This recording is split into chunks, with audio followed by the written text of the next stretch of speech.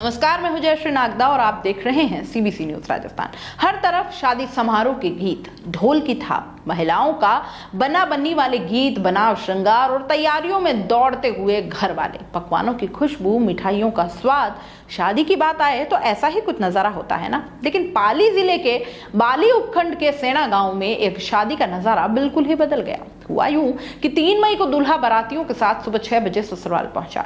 बारातियों के स्वागत के साथ ही सभी रस्में भी हो गई। सुबह 7 बजे फेरे होने वाले थे। आधे घंटे पहले पेट दर्द और उल्टी का बहाना बनाकर दुल्हन भाग गई, जिसको 15 मई को पता लगने के बाद लाकर उसके माता पिता के सुपुर्द किया गया। वहीं 13 दिनों से इंतजार कर रहे दूल्हे की 16 मई को रस्म रिवाजों को पूर्ण करते हुए शादी कर विदाई दी गई। दुल्हन के भाग जाने के बाद दुल्हा परिजनों के साथ दुल्हन को साथ ले जाने की जिद पर अड़ गया और 13 दिनों से ससुराल में बैठ गया। दुल्हन के इंतजार में दूल्हे ने सेहरा तक नहीं उतारा।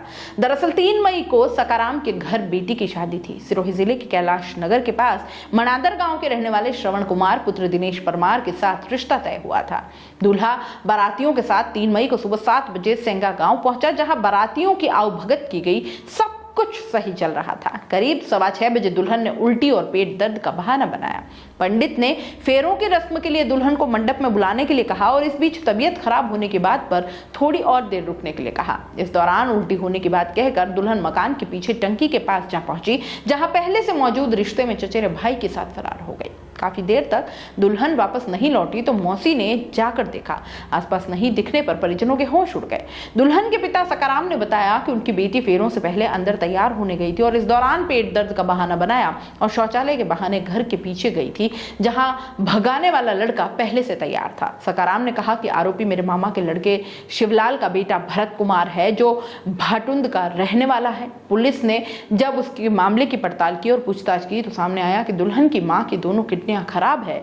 इसका उदयपुर में इलाज चल रहा था और वहां डायलिसिस होता था। पिता जब भी उदयपुर डायलिसिस करवाने जाते तो वे अपने मामा के पोते को कहकर जाते ताकि घर में कोई काम हो तो बेटियों को परेशानी ना हो। और इसी दौरान नाबालिग और बेटी के बीच प्रेम प्रसंग शुरू हो गया। बताया जा रहा है कि जब यह रिश्ता तय हुआ तो बेटी ने शादी करने से भी मना कर दिया था। पत्नी की हालत को देख पिता ने रिश्ता तय किया। हालांकि जब गुजरात से दुल्हन को लेकर पहुंचे तो दूल्हे के साथ वो शादी करने के लिए राजी हो गई।